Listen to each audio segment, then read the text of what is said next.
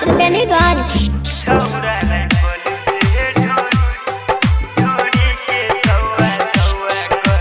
DJ Vikas Matiyar Kala Sitamarhi.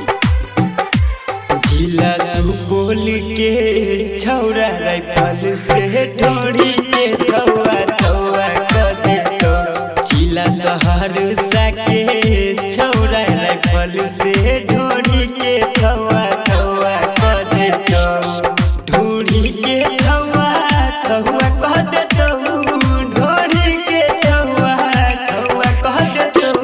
सब पीने छौ देसी वाला पहुआ ढोड़ी के थौआ थौआ कर देतो। जिला मधेपुरा के छौरा राइफल से ढोड़ी के थौआ थौआ कर देतो। जिला पूर्णिया के छौरा राइफल से ढोड़ी के थौआ थौआ कर देतो। Devanshi recording studio Triveniganj.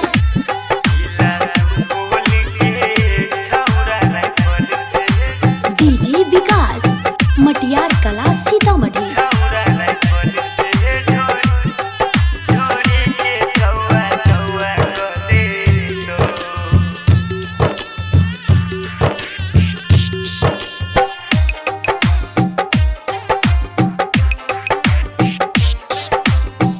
हम सब गजेरी छियै रही है के संभर के उठ देबो वॉल्यूम छौरी तोरा पर चढ़ के।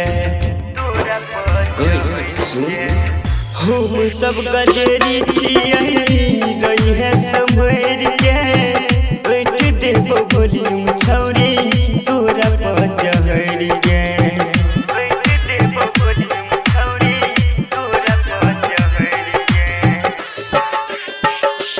जिला दरभंगा के छौरा राइफल से ढोड़ी के थौआ थौआ कर देतो।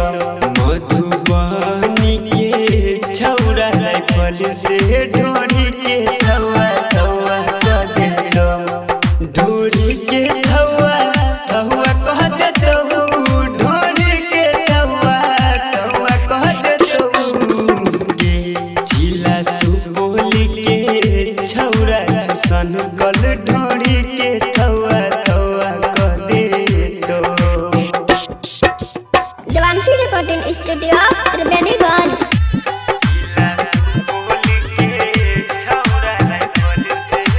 डीजे विकास मटियार कला सीतामढ़ी।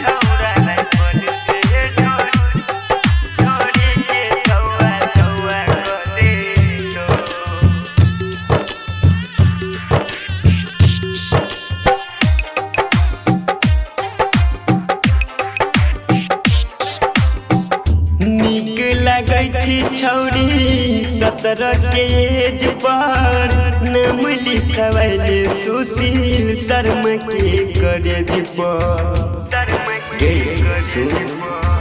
नीक लगै छी छौरी 17 के एज पर नाम लिखवैले नीरज देवंश के कॉलेज पर।